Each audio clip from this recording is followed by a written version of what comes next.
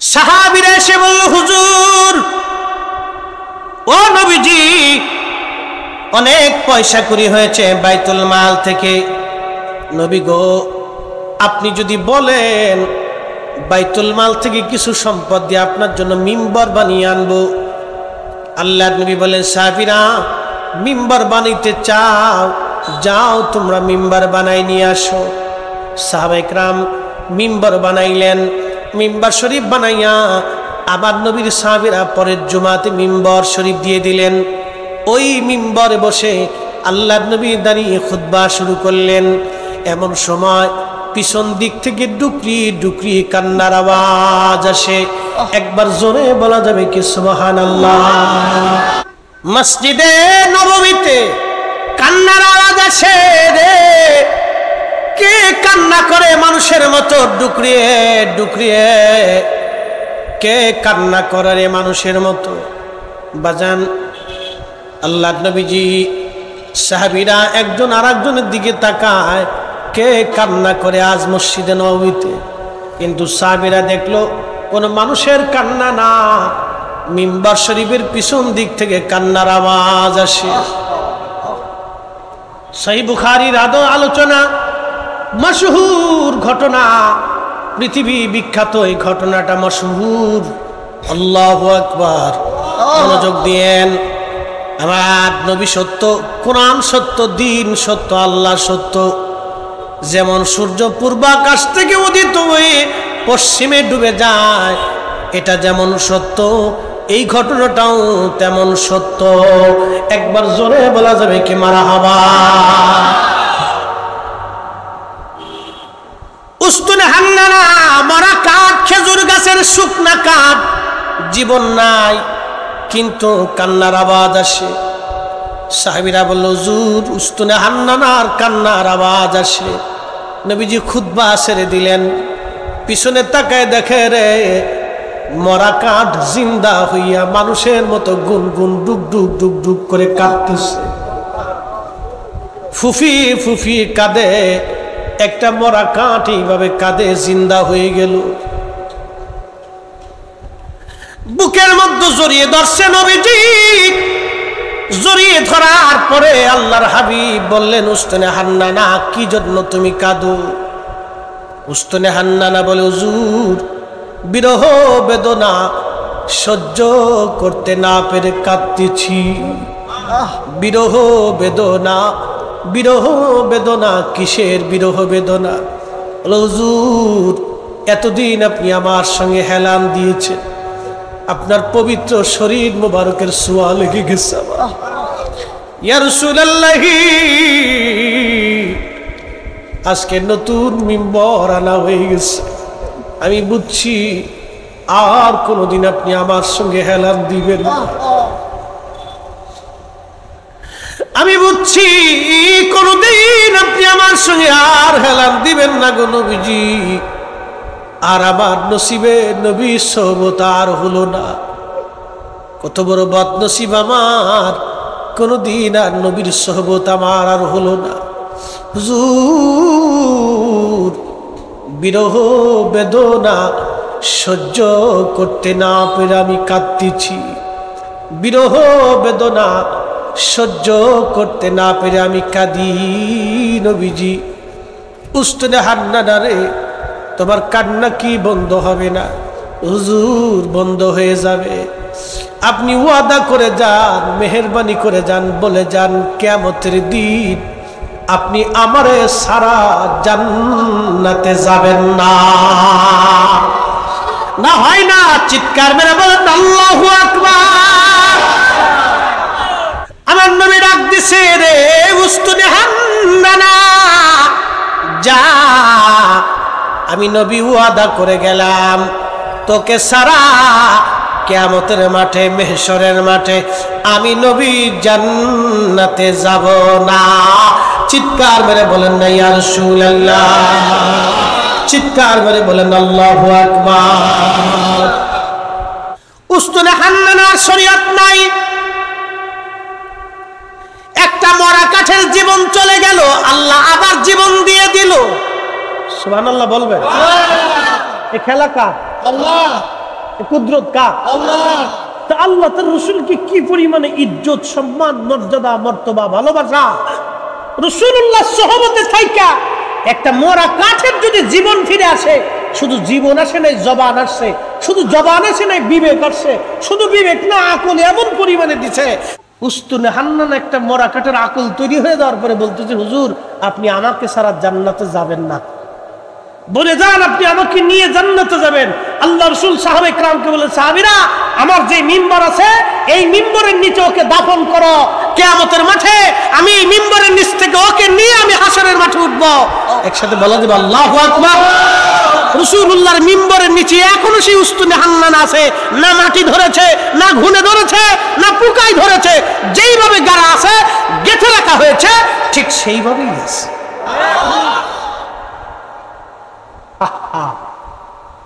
রাসূলের ইজ্জতের দিকে তাকাইয়া আল্লাহ পাক একটা মরা কাঠের জিন্দা বানাই দিল। 2 লক্ষ কাফেরের সাথে মাত্র 3000 মুজাহিদ জিহাদ করেছে। শুধু জিহাদ করেই নাই, বিজয় ছিনে নিয়ে এসেছে। আল্লাহ নবী মদিনাতে দাঁড়িয়ে মুতার প্রান্তরে সেই যুদ্ধ রাসূল করিম দাঁড়ায় দাঁড়ায় দেখতেছিলেন, কোথায় মদিনা, কোথায় মুতার প্রান্তর। রাসূলে খোদা আল্লাহর হাবিব, আল্লাহ খোদারই পয়গম্বর মদিনায় দাঁড়াইয়া দাঁড়াইয়া সেই যুদ্ধের দৃশ্যগুলি আমার নবী দেখতেছে। রাসূলের কাছে মনে খুব কঠিন এটা না?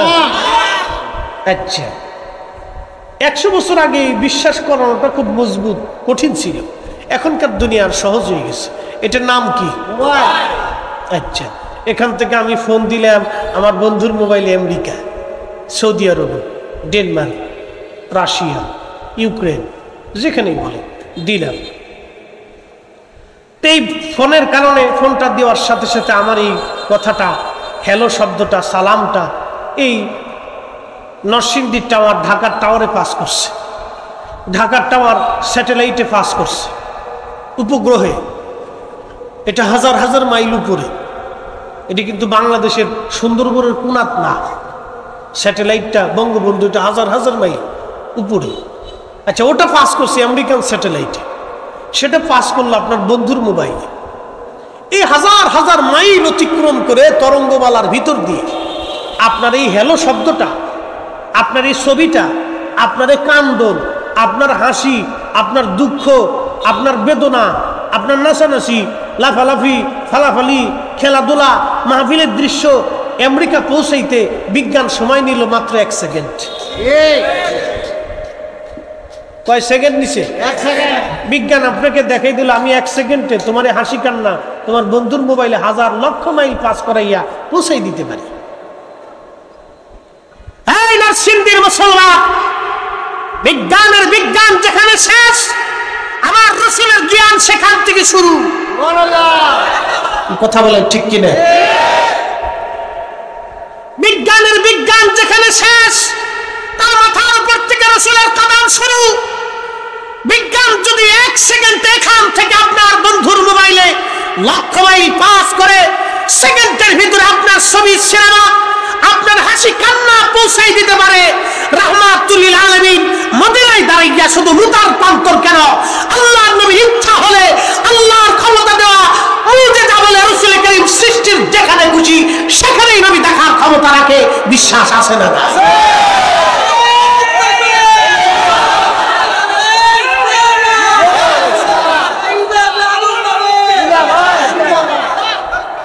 দুঃখের বিষয়, কতক ভাইদের একই নহনু হয়েছে না। এতে মনে হয় জোর জঙ্গলতে, সুন্দরবনতে আইছে না আমাজন জঙ্গল থেকে আইছে, বুঝি টুঝি না। কি করে সম্ভব? আরে ছাগল কোথাকার, পড়াশোনা করছিস কেন? এটির লেখাপড়া এ তো সাধারণ জ্ঞান। সহিহ বুখারীর কিতাবুস সালাত, বাবু সালাতুল কুসুফের হাদিস। নবী আমার দেখে বলেন, সাহাবীরা বলেন, হাবিবের সঙ্গে একদিন সালাতুল কুসুফের নামাজ নবী আদায় করলেন। লম্বা রুকু, লম্বা সিজদা, লম্বা সূরা, সূরা আল ইমরান আর বাকারা দিয়ে নবীজি নামাজ শেষ করলেন। নামাজ পড়ার পরে আল্লাহর নবীজি আসমান বরাবর হাত বাড়িয়ে দিলেন, হঠাৎ করে হাত সরিয়ে নিয়ে আসলেন। সাহাবীরা বলল, হুজুর জীবনেও কোনোদিন এরকম আপনাকে দেখি নাই, এইভাবে নামাজ কোনোদিন আপনি পড়েন নাই, ইয়া রাসূলুল্লাহ আসমানে কেন হাত বাড়াইলেন? নবী আমার দিকে বলে, সাহাবীরা রে, আমি আসমানে হাত বাড়াইলাম, আমি মদিনায় দাঁড়াইয়া খোদার জান্নাত আমি নবী দেখেছিলাম। জান্নাতের ভিতরে লোভনীয় আঙ্গুর, খুবই জান্নাতে সুন্দর আঙ্গুর ফল দেখে আমি নবীজি জান্নাতের আঙ্গুর আনার জন্য হাত বাড়িয়ে দিয়েছিলাম। সাহাবীরা রে, জান্নাতের আঙ্গুর যদি আনতাম তোমরা কিয়ামত পর্যন্ত খাইলেও জান্নাতের আঙ্গুর শেষ হতো না। একবার আরো জোরে বলেন না সুবহানাল্লাহ। সহিহ বুখারীর হাদিস। আমার দিকে একটু মনোযোগের সাথে কথাগুলি শোনার চেষ্টা করবেন। নবী মদিনায় হাত বাড়াইছে জান্নাতে, মদিনার নবী দাঁড়াইয়া জান্নাতের আঙ্গুর ফল দেখতে পায়। যে নবী মদিনায় দাঁড়াইয়া খোদার জান্নাতের আঙ্গুর ফল দেখতে পায়, সে নবী মদিনার থেকে আজকের মাহফিল দেখা বুঝি নবীর কষ্ট হয়। সহজে বুঝে ফেলছে, সহজেই বুঝে ফেলছে। এটা কিন্তু কঠিন জটিল কিচ্ছু না, একবারে সহজ, এটা একইনের বিষয়। আচ্ছা, আপনাদেরকে একটা প্রশ্ন করি, জবাব দিবেন। রসুল মনে হয় জীবনে দুই একবার মিছে কথা কইছে।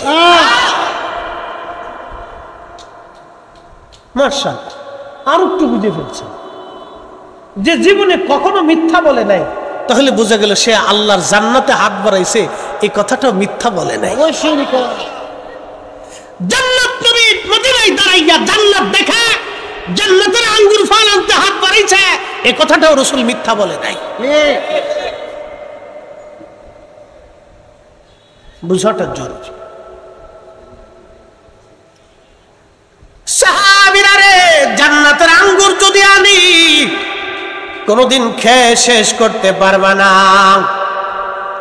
আল্লাহর নবী মদিনায় দাঁড়াইয়া জান্নাতে হাত বাড়াই দিল। আহা, রাসূল কারীমের এই কথাটা আমি আপনাদেরকে বোঝানোর জন্য নিয়ে আসলাম। ও নবীর উম্মত, এই জন্য আপনাদেরকে বলি, নবী ভালোবাসা, নবীর পক্ষে থাকা, এটার জন্য বাজান কপাল লাগে, কপাল কপাল লাগে। কথা কোন ঠিক কিনা? ওয়াল্লাহি বিল্লাহি তাল্লাহি, আল্লাহর কসম করে বলি, সূর্য আকাশে, পশ্চিম আকাশে যেভাবে বাস্তবে ডুবে যায়, সকালবেলা পূর্বাকাশ থেকে আবার যেভাবে উদিত হয়, যেই মালিকের হুকুমে, সেই মালিক আল্লাহ, যিনি দিন ও রাতের পরিবর্তন করার, কখনো বসন্ত, কখনো শীত, কখনো গ্রীষ্ম, কখনো হেমন্ত, কখনো বর্ষাকাল, যে আল্লাহ এই বাংলার জমিনে দেন, যে আল্লাহ নদীর পানি প্রবাহিত করেন, প্রত্যেক পানির ভিতরে অসংখ্য প্রজাতির মাছের এক এক ধরনের স্বাদ যে আল্লাহ দেন, একটা জিহ্বা দিয়ে যেই রব্বে কারীম অসংখ্য খাবারের স্বাদ আপনাকে আস্বাদন করান, সেই মালিকের কসম করে বলতেছি, ওয়াল্লাহি বিল্লাহি তাল্লাহি করে বলতেছি, আল্লাহর রব্বে কারীমের দরবারে না আপনার টাকা, না আপনার পয়সা, না আপনার ক্ষমতা, না আপনার এই বিরাট বড় জমিদারি, না মন্ত্রিত্ব, না এমপিত্ব, না প্রধানমন্ত্রিত্ব, না রাষ্ট্রপতিত্ব, না প্রধান সেনাপতি, না প্রধান পুলিশ প্রধান, না আপনি ডিসিএসপি, না আপনি অনেক বড় মেধাবী চ্যান্সেলর, অধ্যক্ষ, অবদক্ষ, মুফতি আর মুহাদ্দিস আর শাইখুল হাদিস, বক্তা আর তক্তা, বিরাট বড় চেহারা ওয়ালা, যাই কিছু বলেন না কেন, এগুলো দিয়ে মেহেশরের মাঠে নাজাতের কোনো রাস্তা নাই। নাজাত পেতে হলে আপনাকে ঈমানের দৌলত নিয়ে, রাসূলুল্লাহর গোলামি নিয়ে আপনাকে কবরে যেতেই হবে। ভিন্ন কোনো চিন্তা করে গেলে কোনো লাভ হবে না। আকাশের সূর্য পশ্চিম আকাশে প্রত্যেক দিন যেভাবে ডুবে যায়, পূর্ব আকাশ থেকে যেভাবে উদিত হয়, এটা যেমন সত্য, মেহেশরের মাঠে কোনো কিছুর বিনিময়ে ঈমান ও রাসূলের গোলামি ছাড়া নাজাতের কোনো রাস্তা হবে না। এই দুইটা আপনাকে নিতেই হবে, না নেওয়া পর্যন্ত আপনার নাজাত হবে না। নাজাত পেতে হলে ঈমানের দৌলত, নবীর গোলামি আপনাকে নিয়ে যেতেই হবে। পৃথিবীর মধ্যে বিরাট বড় বড় সাম্রাজ্য এসেছিল। রোম সাম্রাজ্য পৃথিবীতে 1000 বছর তারা পৃথিবী শাসন করেছিল। পার্সিয়ান সাম্রাজ্য 3000 বছর তারা পারস্য সাম্রাজ্য শাসন করেছিল। কল্পনা করতে পারবেন একটা সাম্রাজ্য পৃথিবীতে 3000 বছর পর্যন্ত পৃথিবী শাসন করছে। 1-2 বছর না, 3000 বছর একটা সাম্রাজ্য, 3000 বছর পৃথিবীর একটা সাম্রাজ্য শাসন করছে।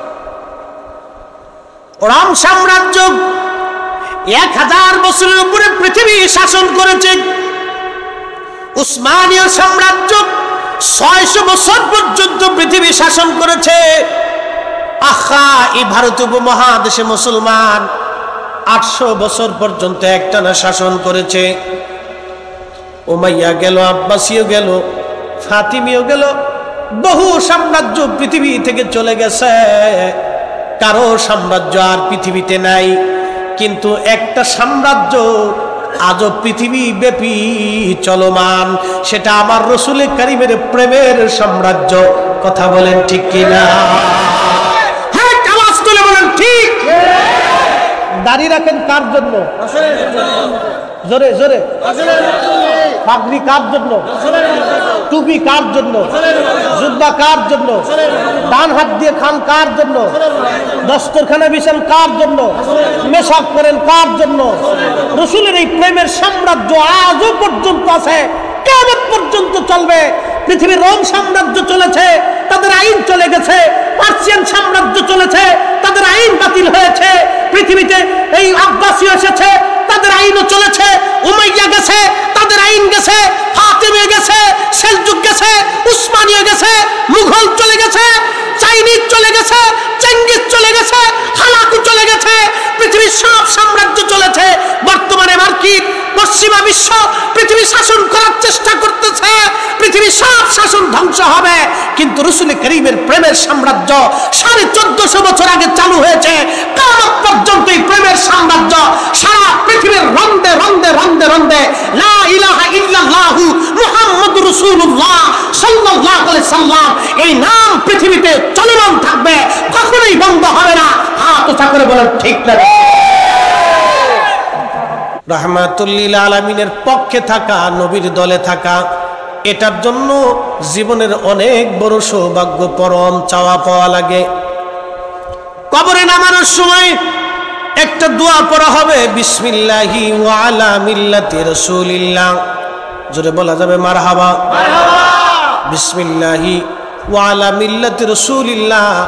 এখানে কিন্তু বলা হবে না বিসমিল্লাহি ওয়া আলা মিল্লাতি কাদেরিয়া, বিসমিল্লাহি ওয়া আলা মিল্লাতি চিশতিয়া, বিসমিল্লাহি ওয়া আলা মিল্লাতি আহলে হাদিস, বিসমিল্লাহি ওয়া আলা মিল্লাতি দেওবন্দি। সুযোগ আছে? নাই। তো কি? ওয়া আলা মিল্লাতে রাসূলিল্লাহ। একসাথে বলা যাবে মারহাবা? নবীর দল। কার দল?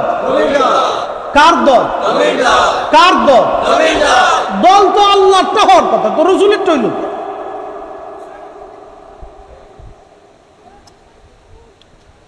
ومن يتولى الله ورسوله والذين آمنوا فإن حزب الله هم الغالبون। কোরআন বলতেছে, হাবিব, আমি আল্লাহকে যারা অভিভাবক মানে, আপনি রাসূলকে যারা অভিভাবক মানে, আমার মুমিন কামেল, আমার পছন্দনীয় মেহবুবদেরকে যারা অভিভাবক মানে, ফাইন্না হিজবাল্লাহি হুমুল গালিবুন। আপনি বলুন তারা আল্লাহর দল, আর আল্লাহর দলের বিজয়ী একদিন অবশ্যই হবে। একসাথে বলা যাবে সুবহানাল্লাহ। কার দল? আল্লাহর দল। কার দল? আল্লাহর দল। তো মরার সময় রাসূলের দল হইল কে? মাইয়ুতির রাসূল ফাকাদ আতা আল্লাহ।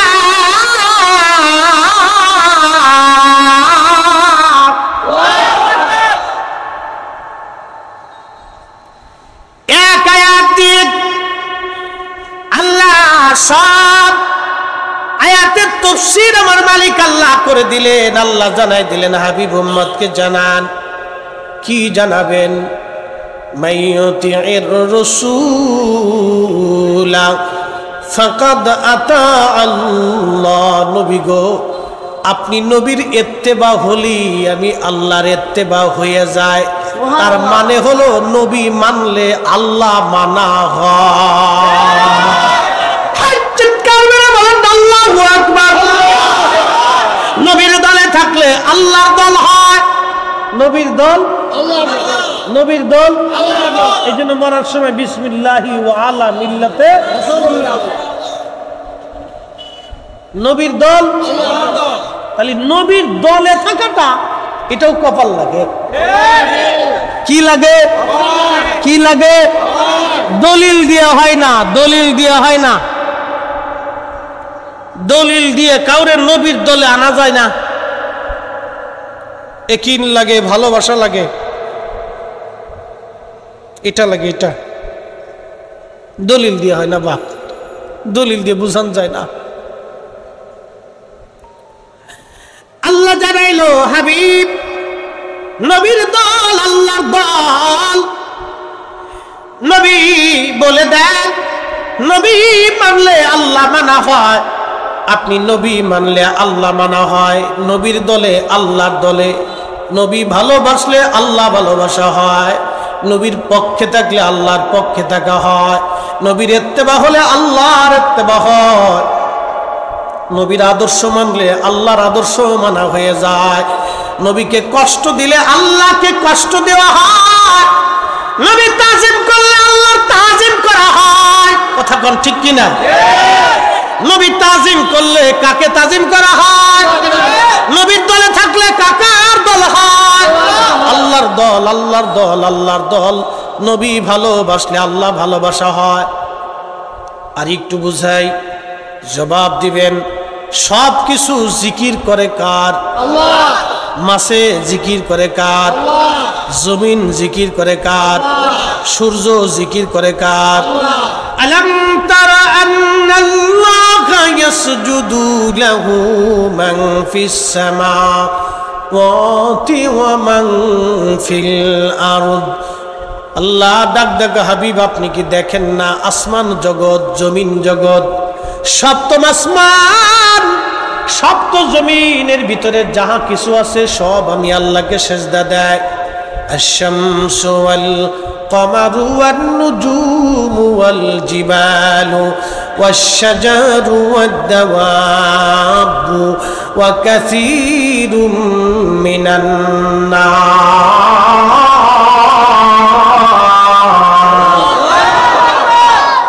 আল্লাহ ডাক দে বলে হাবিব সূর্য আমি আল্লাহকে সেজদা দেয়, চাঁদ আমি আল্লাহকে সেজদা দেয়, নক্ষত্র আমি আল্লাহকে সেজদা দেয়, গাছ আমি আল্লাহকে সেজদা দেয়, পাহাড় আমি আল্লাহকে সেজদা দেয়। ও বন্ধু, আদাবাবু, যত পশু পাখি আছে উভয়চর, সমুদ্রের এবং জঙ্গলে ডাঙ্গাতে যত প্রাণী আছে সব আমি আল্লাহকে সেজদা দেয়। ওয়া কাসীরুম মিনান নাস, এবং কিছু মানুষ আমি আল্লাহকে সেজদা দেয়। আল্লাহর কোরআন বলেন ইউসাব্বিহু লিল্লাহি মা ফিস সামাওয়াতি ওয়া মা ফিল আরদ। ও নবী আপনি বলেন সৃষ্টির ভিতরে যাহা কিছু আছে, সপ্তম আসমান ও সপ্ত জমিনের ভিতরে যত জিন, যত ফেরেশতা, যত মানব জাতি, যত সৃষ্টি, গাছ তরুলতা পাতা, যত উভয়চর প্রাণী, জলচর স্থলচর যাই বলেন না কেন, হাবিব আসমান জগতে শূন্যে মহাশূন্যে, ও নবী সব আমি আল্লাহ জিকির করে, সব আমি আল্লাহর জিকির করে, সব আমি আল্লাহর তাসবিহ পড়ে, সব আমি আল্লাহর জিকির করে, জিকির করে, জিকির করে। এবার আপনাদেরকে প্রশ্ন করি, জবাব দিবেন। সব সৃষ্টি যখন আল্লাহর জিকির করে, আমার আল্লাহ তাহলে কার জিকির করে? রাসূলের জিকির করে। সব সৃষ্টিগুলি জিকির করে কার? আল্লাহ জিকির করে কার? ইন্নাল্লাহা ওয়া মালাইকাতাহু ইউসাল্লুনা আলান নবী। আমার ভাষায় বলছি না, কোরআনের ভাষায় বলতেছি। বলবেন হুজুর আপনি বলে গেছেন? আমি আমার ভাষায় না। সব সৃষ্টি স্মরণ করে কাকে? আর আমার আল্লাহ স্মরণ করে তার নবীকে। মারহাবা কর। সব সৃষ্টি স্মরণ করে কাকে? আর আল্লাহ নিজে স্মরণ করে নবীকে।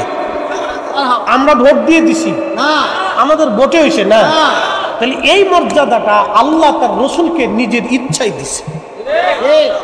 যেই মালিক তার রসুলকে নিজের ইচ্ছা এত বড় ইজ্জত ওয়ালা বানাইলো, আমরা ইজ্জত দিতে গেলে তখন খালি চুলকানি মারে। কারণটা কি?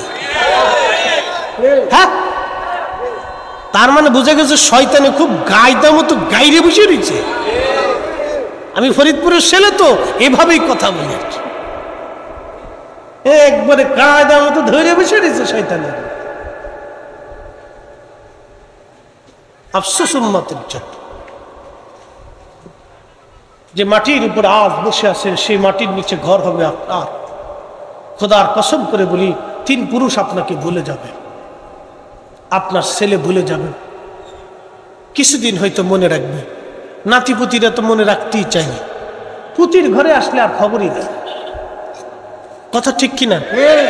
আপনাকে যদি জিজ্ঞেস করি, বাপ আপনি বলেন তো আপনার দাদার বাপের নাম কি বা তার বাপের নাম কি, আপনি বলবেন ওটা তো আমার দরকার নাই, অত প্রজন্ম আমার তো স্মরণ রাখার দরকার নেই, সে কি করছে না করছে ওটাও আমার দরকার নেই। তার মানে কালের বিবর্তনে, জীবনের প্রয়োজনে, সংসারের চাপে, সন্তান স্ত্রীদের প্রেমে পড়ে, দুনিয়ার মোহে পড়ে আপনি দাদাকেও ভুলে গেলেন, বাপকেও ভুলতে বসেছেন, দাদাকেও ভুলে গেলেন, পরদাদাকেও ভুলে গেলেন, পূর্বপুরুষও ভুলে গেলেন। তার মানে হচ্ছে আপনার জীবনটা 16 আনার 14 আনাই বৃথা হয়ে গেল। যদি আপনি আল্লাহর নবীর গোলাম হয়ে না যাইতে পারেন, আহা, ওই কবরে একজন ব্যক্তি আপনাকে ভুলবে না, দেখার জন্য আসবে। তিনি সবসময় বলবে, ইয়া রাব হাবলি উম্মতি, আল্লাহ আমার উম্মত গুনাহ করে ফেলছে, আল্লাহ আমার উম্মত গুনাহ করে ফেলছে।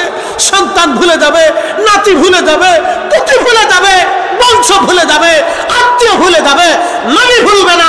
যে নবী ভুলবে না, গোলামি করলে, দল করলে, পক্ষ নিলে, জীবন দিলে নবীর জন্যই দিতে হবে। হাত উঠা করে বলে ঠিক কিনা? সময় কম, কথা বেশি। আল্লাহ ডাক দিলেন, হাবিব উম্মতকে জানান, আমি আল্লাহ নিজে আর ফেরেশতারা আপনি নবীর শানে দুরূদ শরীফ পড়তে থাকবে, কখনোই বন্ধ হবে না। পড়তে থাকবে। সব সৃষ্টি স্মরণ করে আল্লাহকে। আর আল্লাহ ডাক দিলেন, হাবিব আমি আপনাকে স্মরণ করি। তার অর্থ হলো, নবী আমি একটা সেকেন্ডের জন্য আপনাকে ভুলে যাই না। একবার জোরে বলা যাবে কি সুবহানাল্লাহ? 1 সেকেন্ডের জন্য আল্লাহ নবীকে ভুলে, কথা বলেন, ভুলে। তাহলে ইজ্জত কি আমরা দিছি না আল্লাহ দিছে? তাহলে আমরা কি নবীর পক্ষে? কথা কর না কেন? পক্ষে, পক্ষে, জোরে বলেন পক্ষে। পক্ষে থাকলে কি হয় এবার বুঝাইতে। আল্লাহ রসুলের পক্ষে থাকলে কি হবে বুঝাই। পৃথিবী বিখ্যাত ইমাম জাজরি রাহমাতুল্লাহ আলাইহি, যিনি হাফিজুল হাদিস ছিলেন, একটা কিতাব লিখেছেন। আল্লামা ইমাম জালালউদ্দিন সুয়ুতি রাহমাতুল্লাহ আলাইহি বিশ্ববিখ্যাত একজন ইমাম, যিনি 2 লক্ষ হাদিসের হাফেজ ছিলেন। একটা কিতাব উনি লিখেছেন, হুসনুল মাকাসিদি ফি আমালিল মাউলিদ। বাজান ইমাম সুয়ুতি যিনি 75 বার আল্লাহর নবীকে স্বপ্ন দেখেছিলেন, ওনার যিনি উস্তাদ, বিশ্ববিখ্যাত হাফিজুল হাদিস আল্লামা ইমাম হযরত আসকালানী আশ-শাফিঈ। বাজান ওনার ছাত্রের নাম ইমাম সুয়ুতি, ওনার আরেকজন ছাত্র আছে, তার নাম আল্লামা ইমাম শামসুদ্দিন সাখাবী রাহমাতুল্লাহ আলাইহি, যিনিও হাফিজুল হাদিস ছিলেন। ইমাম সুয়ুতির যিনি ছাত্র ছিলেন তার নাম ইমাম শামী রাহমাতুল্লাহ আলাইহি। বাজান উনিও হাফিজুল হাদিস ছিলেন। তার মানে এমন এক একজন ইমামের নাম বললাম যার উস্তাদ হাফিজুল হাদিস, তার ছাত্র হাফিজুল হাদিস, তার সহপাঠী বন্ধু যিনি তিনিও হাফিজুল হাদিস এবং তিনি নিজেও হাফিজুল হাদিস। তার মানে মিনিমাম 1 লক্ষ হাদিসের হাফেজ না হলে ওই জমানায় হাফিজুল হাদিস বলা হতো না। এত বড় বড় উলামারা আমার নবীর মিলাদুন নবীর পক্ষে কিতাব লিখে গেছে। একবার জোরে বলা যাবে কি মারহাবা। জালালউদ্দিন সুয়ুতী রাহমাতুল্লাহ আলাইহি আল হাবি লিল ফতোয়ার মধ্যে তিনি একটা অধ্যায় করেছেন হুসনুল মাকাসিদি ফি আমালিল মাউলিদ। এই অধ্যায়ের ভিতরে তিনি মিলাদুন নবীর পক্ষে একটা দলিল সাবমিট করেছেন যে আমরা কেন মিলাদুন নবী পালন করি। তার ভিতরে একজন ইমাম, বিশ্ববিখ্যাত ইমাম, তার নাম ইমাম জাজরি রহমাতুল্লাহ আলাইহি। সুম্মা রায়তু ইমামুল কুররাল হাফিজ আল্লামা ইমাম হাফিজ হযরতে শামসুদ্দিন ইবনে জাজরি রহমাতুল্লাহ আলাইহি ক্বালা ফি কিতাবিহিল মুসাম্মা, তার কিতাবের নাম হলো আরফুত তারিফি বিল মাউলিদিশ শরীফ। একবার জোরে বলা যাবে কি মারহাবা। মানাসুহু হযরত ইমাম জাজরি বিশ্ববিখ্যাত হাফিজুল হাদিস নবীর মিলাদের পক্ষে একখানা কিতাব লিখেছেন আরফুত তারিফি বি মাউলিদিশ শরীফি। কিতাবের মধ্যে তিনি একটা দলিল দিচ্ছেন যে আবুল আহাব ছিল কাট্টা একজন কাফের। এই কাট্টা কাফের নবীজির সঙ্গে চরম বেয়াদবি করলো। তারা হাত দিয়ে আল্লাহর নবীকে মারল। একদিন মারার কারণে নবী ব্যথা পাইলেন, কষ্ট পাইলেন। ব্যথা পাওয়ার পরে আল্লাহর নবীজির এই ব্যথা আল্লাহর সহ্য হলো না। আমার মালিক, আমার মাওলা, আমার আল্লাহ পাক একটা আয়াত সূরা নাজিল করলেন, তাব্বাত ইয়াদা আবি লাহাবি ওয়া তাব্বা মা আগনা আনহু মালুহু ওয়া মা কাসাব। আল্লাহ নিজে বলতেছে, কি বলে আল্লাহ, আবুল আহাবের হাত ধ্বংস হয়ে যাক। আমার মালিক, আমার মাওলা আবুল আহাবকে অভিশাপ দিলেন, আমার আল্লাহ লানত দিলেন, কারণ ওই হাত দিয়ে নবীকে কষ্ট দিয়েছিল। আল্লাহ বেজার হয়ে তার উপর একটা সূরা নাজিল করলো। সেই কাফের আবুল আহাব মারা গেল। মারা যাওয়ার পরে সহিহ বুখারী শরীফে আসছে, আবুল আহাব মারা যাওয়ার পরে একদিন হযরত আব্বাস রাদিয়াল্লাহু আনহু স্বপ্ন দেখতেছে। স্বপ্ন দেখে বলেন, আবুল আহাব রে, কেমন আছো, কি অবস্থায় আছো, তোমার হালত আমার কাছে বলো। আবুল আহাব দেখে বলতেছে, আরে আব্বাস, আমি তেমন ভালো নাই, তোমরা কালেমা পড়ছো, আমি কালেমা পড়তে পারি নাই, আমাকে আল্লাহ কঠিন জাহান্নামের লেলিহান আগুনের মধ্যে শাস্তি দিয়ে থাকে। আবু আব্বাস রে, বড় কষ্টের মধ্যে আছি আব্বাস। তবে আব্বাস, একটা সুসংবাদ শুনে যাও, প্রত্যেক সোমবার আসলে আল্লাহ আমার আযাব হালকা করিয়া দেয়। আমার এই শাহাদাত আঙ্গুলের ভিতরে আল্লাহ পাক পানি জমায়, দেখো এখানে একটা ফুটা আছে, এই ফুটা দিয়ে আমি চুষে চুষে পানি পান করে আমি আবুল আহাব আমার কলিজা ঠান্ডা বানাই। প্রত্যেক সোমবারের দিন আসলে আল্লাহ আমার আযাব হালকা করিয়া দেয়। একবার জোরে বলা যাবে কি মারহাবা। এখন কাফের আযাব হালকা করলো, আমি মারহাবা বলাইলাম কেন? এর পিছনে কারণ আছে। না বলে গেলি সকালবেলা কই যে হুজুর কোথায় মারহাবা কইতে হয়, এটা নিজেও জানে না, অনেকে বলতে পারে। তো খুব মনোযোগ দিয়ে, কাট্টা কাফির সোমবারের দিন আসলে তার আযাব হালকা হয়। হযরত আব্বাস ডাক দিয়ে বলতেছে, রে আবুল আহাব, কি জন্য সোমবারের দিন তোর আযাব হালকা হয়, কারণ কি বলবি নি? আবুল আহাব ডাক দিয়ে কয়, রে আব্বাস, সোমবারের দিন একটা কারণে আমার আযাব হালকা হয়ে যায়। শোন, আমার ভাতিজা মুহাম্মদ আমিন দুনিয়ার মধ্যে জন্ম নিয়েছিল। খুব মনোযোগ দেন। আল্লাহর নবী 12 রবিউল আউয়াল সোমবারের দিনে রাহমাতুল লিল আলামিন দুনিয়াতে তশরিফ আনছে সুবে সাদিকের সময়। একবার জোরে বলা যাবে কি মারহাবা। পৃথিবীর জমহুরুল উলামা তারা সবাই বলেছেন 12 তারিখ সোমবার। সুবে সাদিকের সময় নবী দুনিয়াতে আসছে। এই সময় আল্লাহর নবী দুনিয়াতে তশরিফ আনলেন। আবুল আহাব ডাক দেয়, আব্বাস রে, সোমবারের দিন আমার ভাতিজা যখন দুনিয়াতে তশরিফ আনছে, তখন আমার দাসী ছিল সুয়াইবা। সুয়াইবা দৌড়ে এসে আমার সামনে এসে বলল, মনিব, আপনার ভাতিজা জন্ম নিয়েছে, ভাইয়ের করে একটা ছেলে হয়েছে। আমি বসা ছিলাম, উঠে দাঁড়ায় গেলাম। দাঁড়ায় যাইয়া খুশির আতিশয্যে আমি আমার শাহাদাত আঙ্গুল দিয়ে আমার দাসী সুয়াইবার দিকে আঙ্গুল তুলে বললাম, দাসী, তুই আমার ভাতিজার জন্মের সুসংবাদ দিলি, যা যা যা, তোকে আজাদ করে দিলাম, মুক্ত করে দিলাম।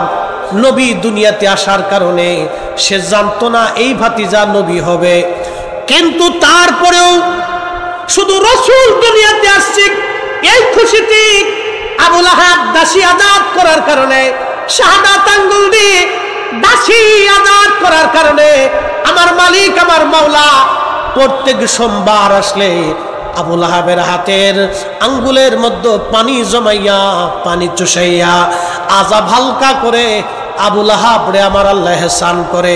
একটা মাত্র কারণ, সেটা আমার নবীর পক্ষে, নবীর মহব্বতের জন্যে। কি কথা বলেন, ঠিক কিনা? একটা কথা সারা জীবন মনে রাখবেন, একটা কথা মনে রাখবেন, আবু লাহাব জানতো না যে সে নবী হবে, শুধু রাসূলের মহব্বতে ভাতিজা হইছে। খুশির আতিশয্যে বসার থেকে উঠে দাঁড়াইয়া সুয়াইবাকে বলে, এই সুয়াইবা, তুই আমার ভাতিজার জন্মের সুসংবাদ দিলি, যা। শাহাদাত আঙ্গুল দিয়ে বলতেছ, তোকে আজাদ করে দিলাম, যা, তোকে আজাদ করে দিলাম। আবু লাহাব বলতেছে, আব্বাস, এই এতটুকুন সন্তুষ্টির জন্যে, খুশি প্রকাশের জন্যে, রাসূলের মহব্বতের জন্যে আমি জানতাম না সে নবী হবে, কিন্তু তারপরেও আল্লাহ শুধু রাসূলুল্লাহর মহব্বতে, নবীর ইজ্জতের দিকে তাকাইয়া, নবীর সম্মানের দিকে তাকাইয়া, নবীর মহান ভালোবাসার দিকে তাকাইয়া আমার মালিক, আমার মাওলা, আমার রহমান, আমার রহিম, আমার গফফার, আমার গফুর, আমার করিম, আমার সত্তার, আমার রহিম, আমার জব্বার, আমার মালিক, আমার খালিক, আমার রব, আমার আল্লাহ, আমার আল্লাহ দয়া করে রাসূলুল্লাহর ইজ্জতের কারণে আবু লাহাবের মতো একটা কাট্টা কাফেরের আযাব আল্লাহ হালকা বানাই দিছে। একসাথে বলা যাবে আল্লাহু আকবার। আবু লাহাবের আযাব হালকা করে দিলে আমরা অসুবিধা আছে? নাই। আল্লাহ আমরার কারণে দিছে না, কার কারণে? রাসূলের কারণে, নবীর কারণ। জোরে বলেন, কার কারণ? নবীর কারণ। কার ইজ্জতে? নবীর ইজ্জতে। নবীর ইজ্জতে যদি কাট্টা কাফেরের আযাব হালকা হতে পারে, আল্লামা ইমাম শামসুদ্দিন দামিশকি রাহমাতুল্লাহি আলাইহি তার ফি কিতাবিহিল মুসাম্মা মাওরিদুস সাদি ফি মাউলিদিল হাদির মধ্যে তিনি লেখেন, আল্লামা ইমাম জাজরি ফি কিতাবিহিল মুসাম্মা আরফুত তারিফ বিল মাউলিদিশ শরীফের ভিতরে তিনি লিখতেছে, বিশ্ববিখ্যাত ইমাম জালালউদ্দিন সুয়ুতি রাহিমাহুল্লাহ বিশ্ববিখ্যাত কিতাব আল হাবিলিল ফতওয়াল মুজাল্লাদুল আউয়ালি খুসরুল মাকাসিদি ফি আমালিল মাউলিদের মধ্যে তিনি লিখতেছেন, ও আমার নবীর উম্মতরা শোনো, তিনি লিখতেছেন, ও আমার নবীর উম্মতরা, ফাইদা কান আবু লাহাবিল কাফির, আবু লাহাব ছিল কাফির, আল্লাযী নাসালাল কুরআন বিদামহি জুজিয়া ফিদ নারি বি ফরাহিহি লাইলাতা মাউলিদিন নবী সাল্লাল্লাহু আলাইহি ওয়াসাল্লাম বিহি ফামাহালুল মুসলিমিল মুওয়াহিদ মিন উম্মতিন নবী সাল্লাল্লাহু আলাইহি ওয়াসাল্লাম ইউসাররু বিমাউলিদিহি ওয়া ইয়াবযুলু মা তাসিলু ইলাইহি কুদরাতুহু ফি মুহাব্বাতিহি সাল্লাল্লাহু আলাইহি ওয়াসাল্লাম লাআমরি ইন্নামা ইয়াকুনু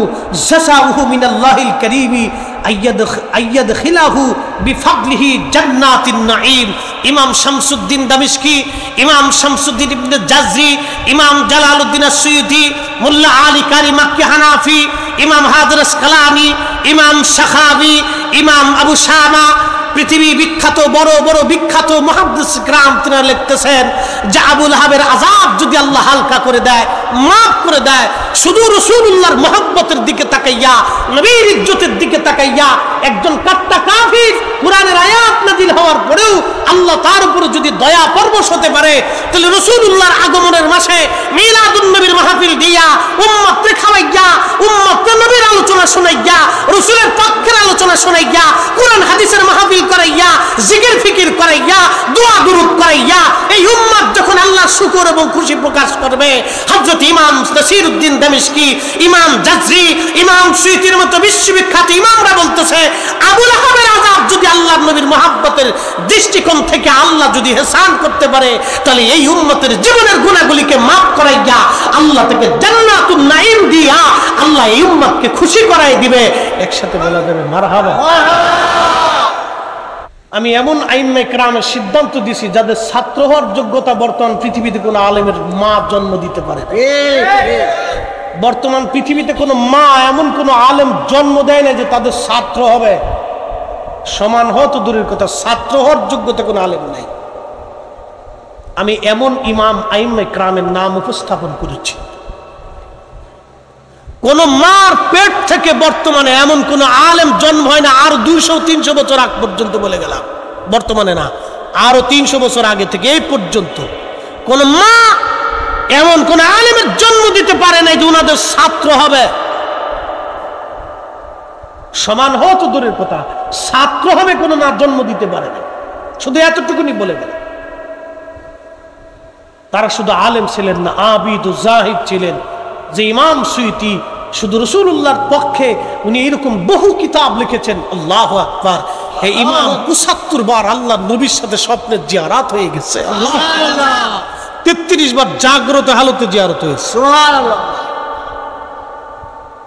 আমাকে দেখান তো, সারা পৃথিবী খুঁজে একজন আলেম দেখান। সুপ্রিম কোর্টে যেটা রায় হয়, ম্যাজিস্ট্রেট কোর্টে এটার কোনো ভ্যালু হয় না।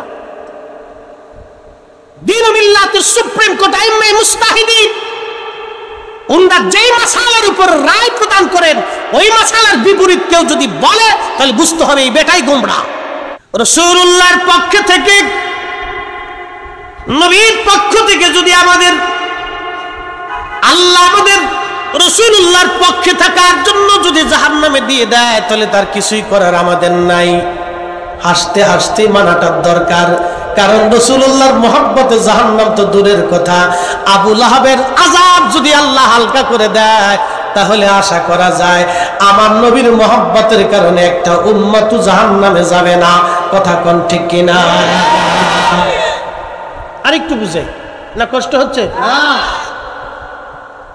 হানজালার নাম শুনছেন নি আপনারা? নবীর একজন সাহাবী না?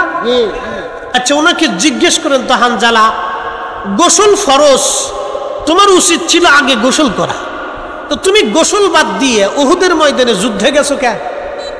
রাসূলুল মালায়েকা হযরত হানজালা জবাব দিবে, রাসূলের মহব্বতে নিজেকে বরদাস্ত করতে পারিনি, গোসল বাদ দিয়ে আমি উহুদে চলে গেছি। বিনিময়ে আল্লাহকে জিজ্ঞেস করেন, আল্লাহ তুমি হানজালার আসমানে নিয়ে গোসল দিওয়াইলে কেন? সুবহানাল্লাহ কইলেন না? হানজালারে নিয়ে আল্লাহ গোসল দিয়েছে কোন জায়গা? হ্যাঁ, আল্লাহর কি দায় থাকছে যে হানজালারে গোসল দিবে? আল্লাহ কি হানজালার কাছে দায়বদ্ধ? আল্লাহ কি রাসূলুল্লাহর কাছে দায়বদ্ধ? আল্লাহ কি হানজালার মুখাপেক্ষী? তাহলে আল্লাহ হানজালাকে আসমানে নিয়ে গোসল দিওয়াইল কে? কারণটা কি? নবীর ইজ্জতের দিকে। আল্লাহু আকবার। বুঝে গেছেন? এই তো সূত্র। রাসূলুল্লাহকে আল্লাহ এতই পরিমাণে ভালোবাসতেন। আল্লাহু আকবার। আপনাকে কি করে বুঝাবো, কি করে আপনার কলিজায় এটা ধরাবো যে আল্লাহর রাসূলকে আল্লাহ এতটাই ভালোবাসতেন যে রাসূলুল্লাহর মহব্বতে সে গোসল বাদ দিয়ে উহুদে আসছে, ওইভাবে শহীদ হয়েছে। আল্লাহ নিজ ইচ্ছা করে ফেরেশতা দিয়ে আসমানে নিয়ে জান্নাতের হাউজে কাউসারের পানি দিয়ে, যা মরার আগ পর্যন্ত কেউ পায় না, সেই হাউজে কাউসারের পানি আনাইয়া আল্লাহ তার নবীর ইজ্জতের দিকে তাকাইয়া রাসূল মালায়েকা হানজালাকে ওই পানি দিয়ে গোসল করাইয়া পবিত্র বানাইয়া আল্লাহ দুনিয়াতে পাঠাইছে। সুবহানাল্লাহ। না, যে সুবহানাল্লাহ না করবেন বুঝবো শয়তানের ভাই। একসাথে আরো জোরে, আরো জোরে। নবীর পক্ষে আসেননি? আল্লাহু আকবার। নবীজি ইন্তেকালের আগে বলে গিয়েছিলেন 10টা প্রাণী বস্তু মানুষ ও জিন ছাড়া জান্নাতে চলে যাবে, তার একটা প্রাণীর নাম আমার এই কাসওয়া। কিয়ামতের মাঠে আমি আমার কাসওয়ার পিঠে চড়া আমি রাসূলুল্লাহ জান্নাতকে নিয়ে চলে যাব। আল্লাহু আকবার। ঠিক হয়েছে, আরো জোরে বলেন।